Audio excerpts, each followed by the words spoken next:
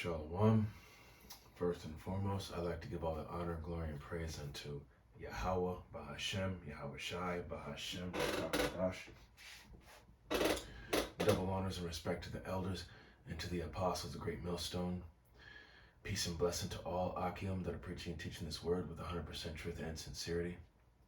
And unto the men, women, and children that are listening and learning. And unto the Ba'ath Adabadah, the elect house of David that is scattered abroad. I give you my utmost and sincere salutations. So, tonight's it's nighttime, but it's early in the morning. So this lesson is entitled, What do a prostitute, an adulteress, and a promiscuous woman all have in common? Basically, what is a harlot? So, we're going to look up the definition of the word harlot. And what we have here, looking for the point here, a prostitute, an unchaste woman, okay? And also says a strumpet or a whore. Now, when we go down to the word whore, it goes into prostitute, harlot, and also here it says adulteress, okay? Now, let's see.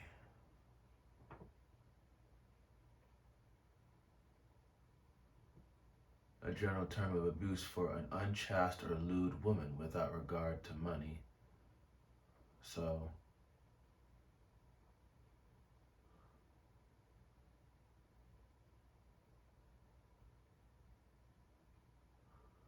okay, so let's see. Girl, lass, wench.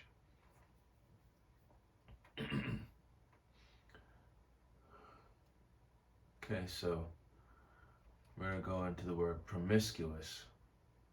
And it says having or involving many sexual partners, not restricted to one sexual partner or a few sexual partners. Okay. So, let me just type in here real quick.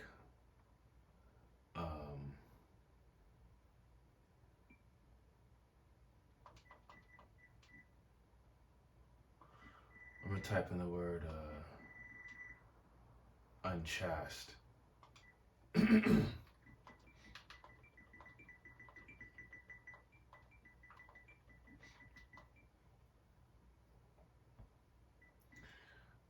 right.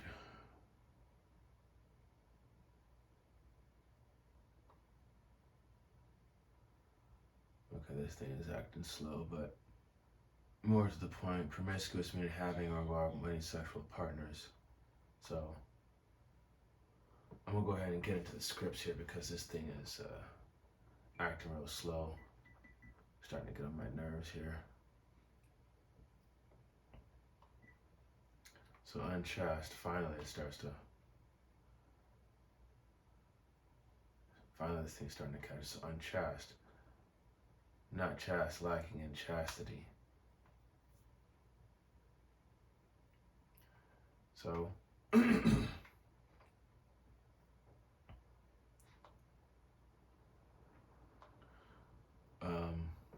let's go ahead and get into the scripts because I'm not going to waste no more time with this thing. It keeps acting too slow. Oh boy.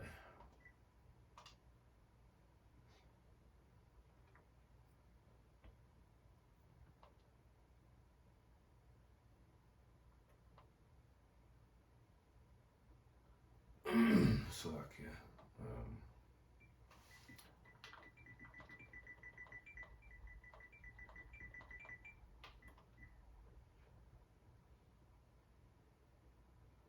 So chastity.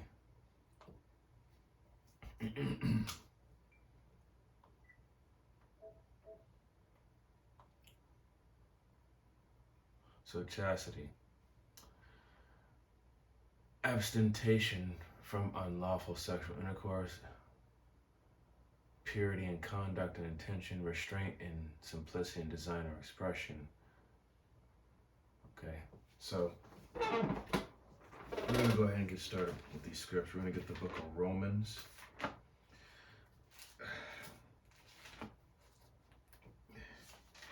This is going to be Romans. It's going to be Romans chapter 7, starting at verse 1. And it says, Know ye not, brethren, for I speak to them that know the law, how that the law hath dominion over a man as long as he liveth. Verse 2. For the woman which hath an husband is bound by the law to her husband, so long as he liveth. But if the husband is dead, she is loosed from the law of the husband. Verse 3. So then, if while her husband liveth she be married to another man, she shall be called an adulteress. But if her husband be dead, she is free from that law, so that she is no adulteress, though she be married to another man. So, when a woman is married to a man, she is to stay with that man. But the moment she goes off and sleeps with another man, she is called an adulteress. Okay? When you women, I'm talking to you Israelite women, you so-called Negroes, Latinos, Native American, and Seminole Indian women, as well as the speckled bird, whose father's line goes back to the nation of Israel. You women, if you have a husband, you are bound to that man. Okay? You are under his guidance, his leadership, and his instruction. Okay? The only time you have a choice to remarry is if your husband passes on. Okay? But messing around behind your husband's back, okay, that shit ain't cool, and that's the highest level of disrespect to your husband. It shows him that you really don't love him and you have no reverence for him at all.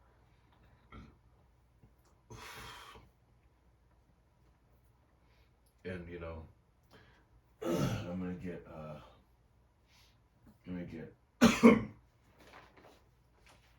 so us Israelites, we are bound to follow the law, statute, commandments. Okay, we are bound by this law. Why? Because who was the covenant given to? It was given unto Israel. It wasn't given to everybody. Only Israel. Okay. This is going to be the book of Proverbs.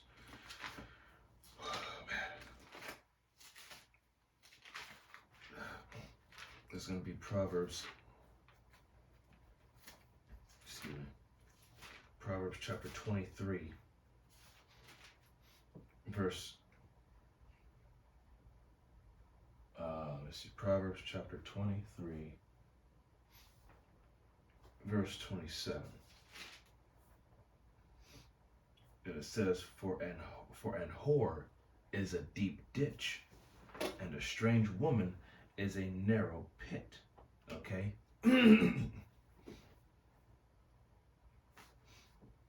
Okay, so it's just saying that, you know, both a whore and a strange woman they're very, you got to be careful in dealing with them.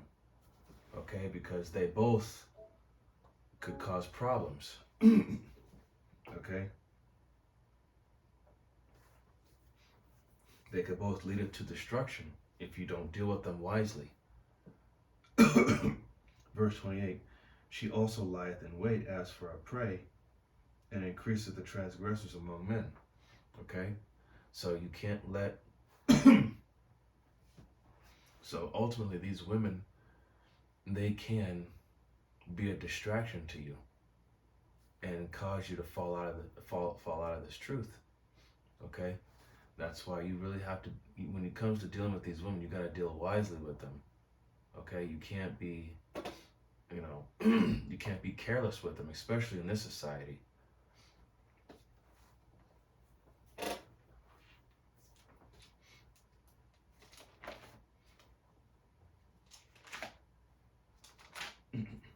Okay. This is going to be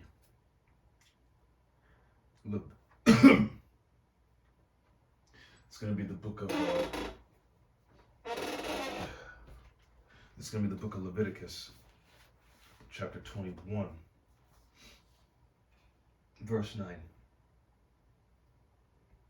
And the daughter of any priest, if she profane herself by playing the whore, she profaneth her father, she shall be burnt with fire. So if any woman defiles herself by playing the whore, she bringeth shame unto her father's name. Okay? You have to understand, the way you women conduct yourself speaks much of your father and how, under his rule, in his household, how he raised you, along with your mother. Okay? By the way you women act, it's you basically are your father's treasure, and how you excuse me, just took a drink of water, and how you present yourself speaks much of your parents, especially your father. Okay? Who's gonna have respect for one's father if his daughter's just going around being a hoe?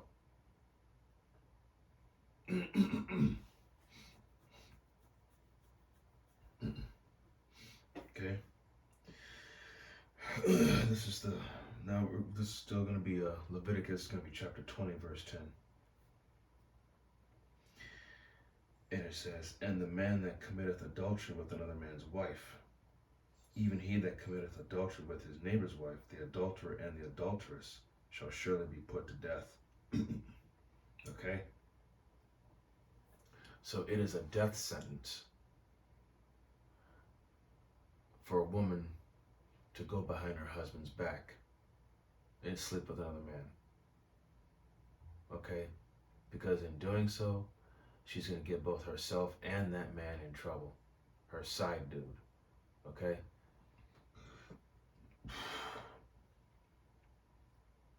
But we cannot keep this law in this society, because if you take their lives, even though by the standards of the Bible, that's the right thing to do, but in this society we can't do that, otherwise we face prison time for murder.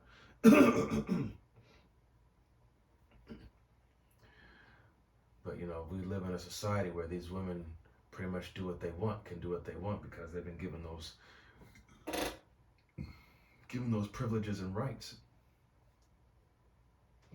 Okay?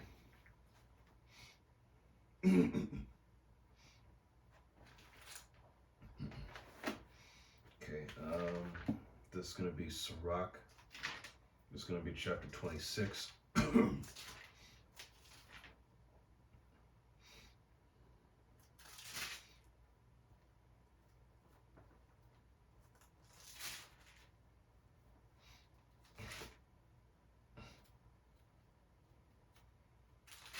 Sirach chapter 26, starting at verse 22. And it says, and harlot shall be accounted as spittle, but a married woman is a tower against death to her husband. So a harlot shall be counted as spittle, which means she's nothing worth more than spit. That's all she's worth. But a married woman is a tower against death to her husband. So a married woman is a tower against death to her husband, meaning that she knows how to keep herself.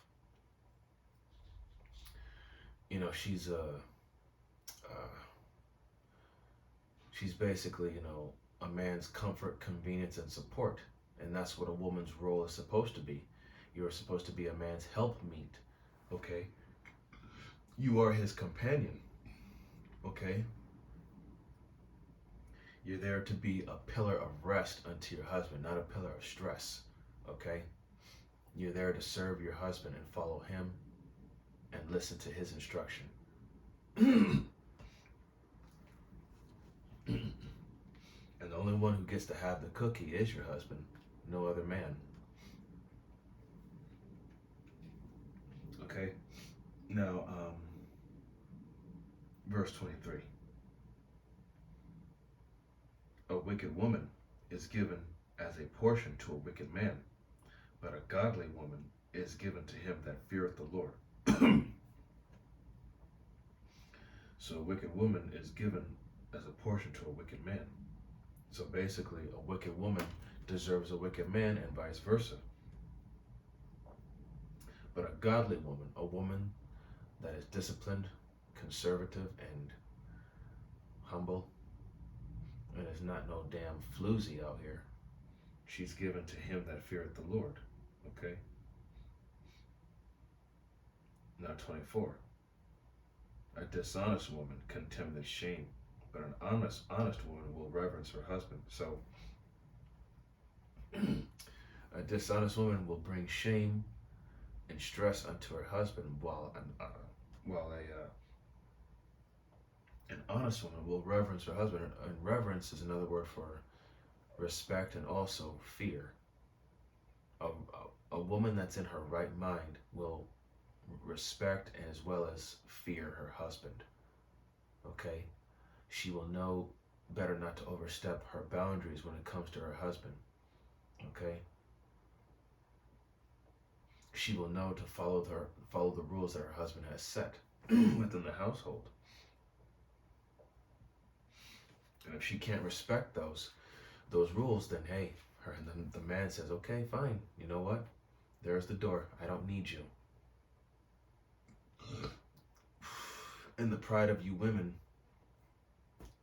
because of this society that's meant to, here in Babylon, that's meant to exalt the woman and bring down the man. You women have that power as of right now, but it won't be long before it's all taken from you, and then you will have nothing. Okay, verse 25.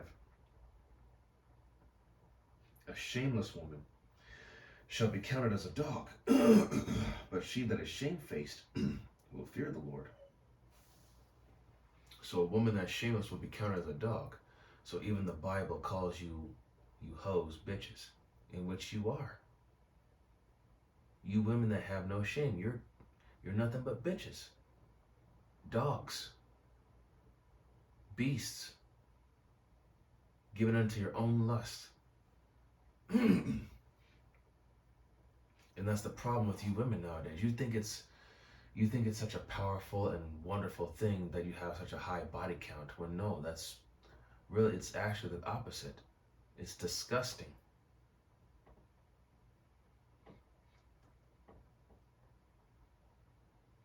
But when it says here, but she that is shamefaced will fear the Lord, a woman that is humble, meek, and lowly, and knows how to keep to herself and not just throw herself out there. That's a woman. That's a woman that a man should be seeking, or a man should want. Okay? A man would want a woman that makes him feel right at home when he comes home. You know? Make him feel relaxed, not stressed out, not apprehensive. You know, give him comfort, spend some time with him. Of course, we all need our own personal space, but you know, you women act like it's such a hard thing to do, to give comfort unto your man.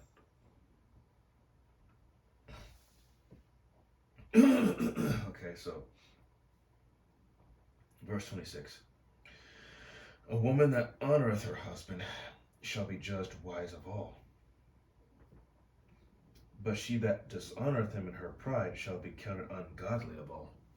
So, by being a harlot, you are accounted as ungodly and dishonorable. But a woman that is faithful and sincere and that has uttermost respect and fear for her husband.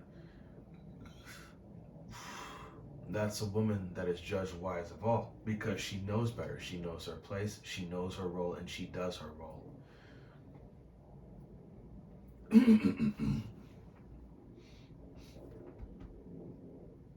Now we're going to go up to, this is going to be the same chapter 26 in the book of Sirach, but I'm going up to verse 9.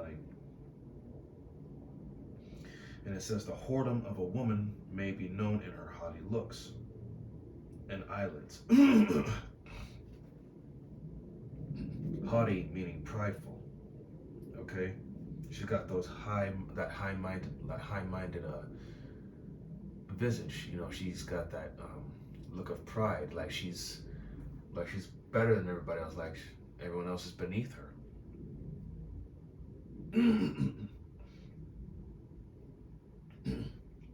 Verse 10.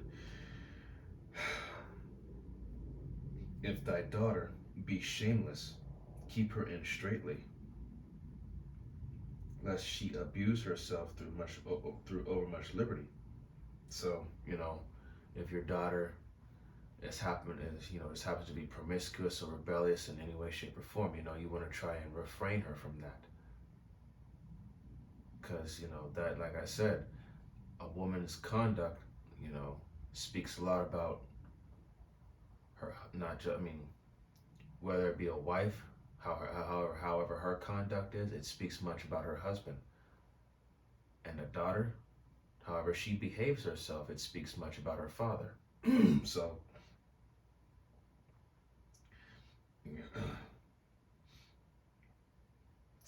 let's see, verse 10.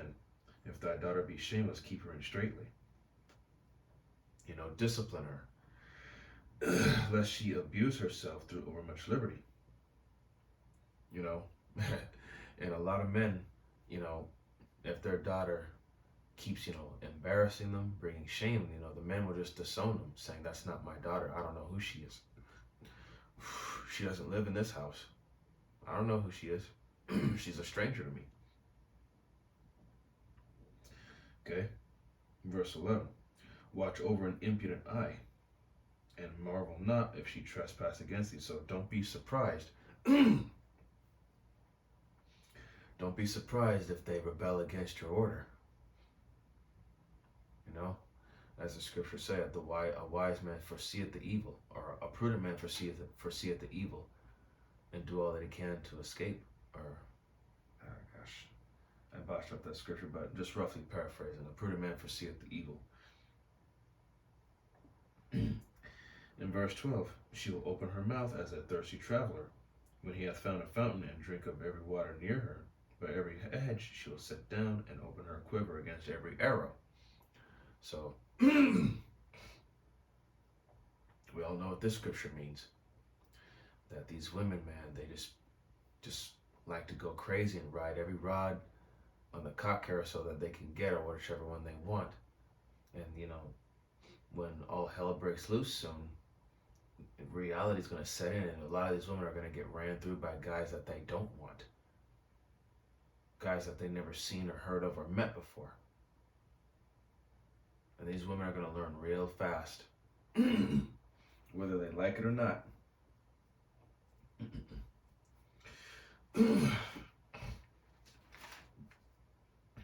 Going back to Proverbs.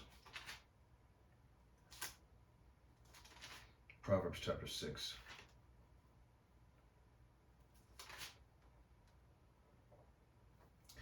Proverbs chapter 6, verse 23. And it says, for the commandment is a lamp, and the law is light, and reproofs of instruction are the way of life. 24. To keep thee from the evil woman, from the flattery of the tongue of a strange woman. Okay? So, these laws, statutes, and commandments, this book is supposed to keep you from the seduction, prowess, or techniques of a woman. Because women are the masters of manipulation and seduction. Okay? That's their profession. Verse 25. Lust not after her beauty in thine heart, neither let her take thee with her eyelids. So, don't become enthralled by a woman's beauty, nor let her, don't let her take her with her eyelids. Don't, by that, that gaze that she gives you. Don't let those, don't become mesmerized by her, by the way she looks at you.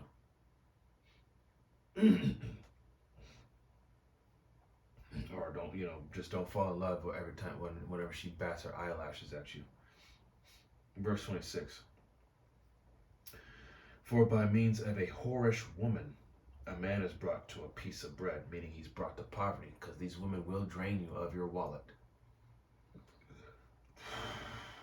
And the adulteress will hunt for the precious life. So basically, messing with a woman who is married to another man will cost you your life. So the best thing to do, if you can, is just to leave these bitches alone. In fact, let me get that scripture. It's going to be 1 Corinthians chapter 7.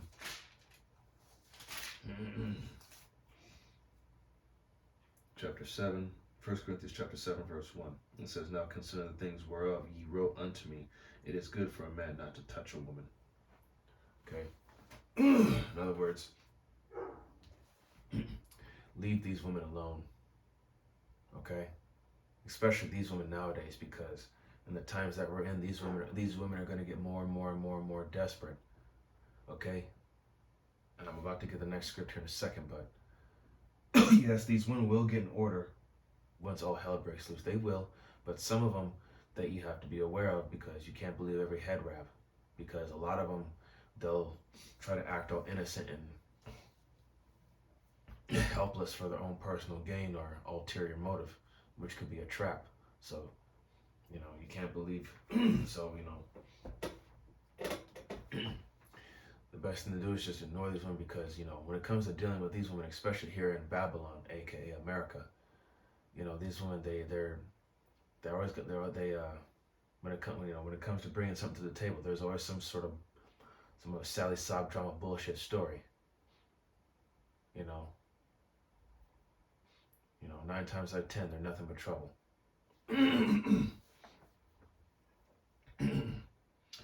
So, let me get Isaiah, because it's a script that, us men of truth are, we're waiting for. Isaiah 4:1,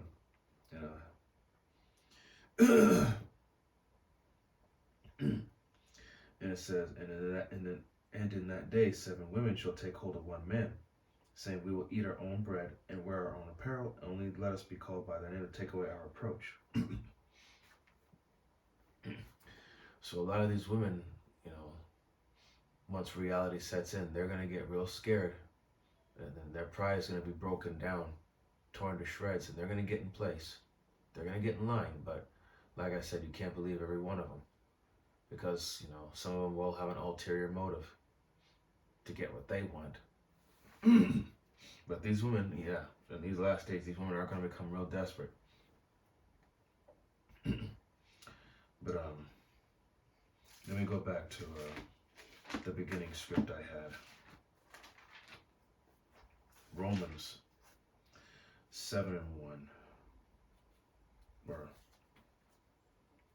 I'm going to start at oh gosh, this page. Romans chapter 7 verse 2, and it says, For the woman which hath an husband is bound by the law to her husband, so long as he liveth. But if the husband be dead, she is loosed from the law of the husband. Verse 3, So then if while her husband liveth, she be married to another man, she shall be called an adulteress. But if her husband be dead, she is free from that law, so that she is no adulteress, though she be married to another man. So the only way a woman cannot be ultimately labeled a harlot or a whore is if her husband, the man that she's with, passes on, and then she has the choice to remarry to another man. That's the only way you cannot be labeled an adulteress or a harlot. But, with the way that these women are nowadays, shoot. So, once again, what do a prostitute, an adulteress, and a promiscuous woman all have in common? They all sleep with multiple men. And the Bible clearly is against that. Okay? Because a